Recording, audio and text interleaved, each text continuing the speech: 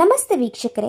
ಸಾಮಾಜಿಕ, ಶೈಕ್ಷಣಿಕ ಹಾಗೂ ಆರ್ಥಿಕ ಸಮೀಕ್ಷೆ ವಿರುದ್ಧ ಬಿಜೆಪಿ ಅಸಹಕಾರವನ್ನು ಹೊರಹಾಕ್ತಾ ಇದೆ. ಕರ್ನಾಟಕ ಹೈಕೋರ್ಟ್ ಆದೇಶವನ್ನು ಮುಂದಿಟ್ಟುಕೊಂಡು ರಾಜ್ಯ ಸರ್ಕಾರದ ವಿರುದ್ಧ ಕಿಡಿಕಾರ್ತಾ ಇದೆ.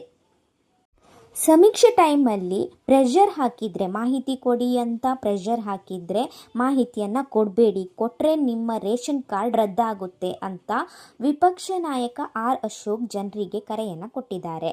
ಕೇಂದ್ರ ಸಚಿವ ಪ್ರಹ್ಲಾದ್ ಜೋಶಿ ಕೂಡ ದಾಖಲೆ ಕೊಟ್ಟರೆ ಡೇಟಾ ಮಾರ್ಕೊಳ್ಬಹುದು, ನಾನು ದಾಖಲೆ ಕೊಡಲ್ಲ ಅಂತ ಹೇಳ್ತಾ ಇದ್ದಾರೆ.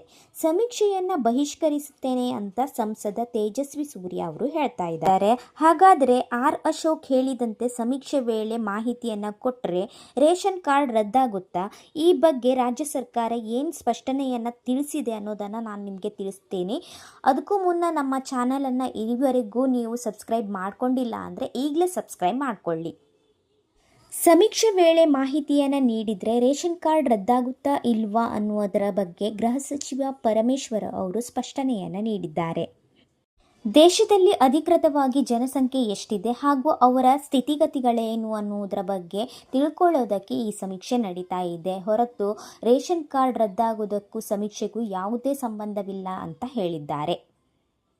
ಇದರಲ್ಲಿ ಮಿಸ್ಯೂಸ್ ಮಾಡಿಕೊಳ್ಳುವಂಥದ್ದೇನೂ ಇಲ್ಲ ಅಂತ ಗೃಹ ಸಚಿವ ಪರಮೇಶ್ವರ್ ಅವರು ತಿಳಿಸಿದ್ದಾರೆ.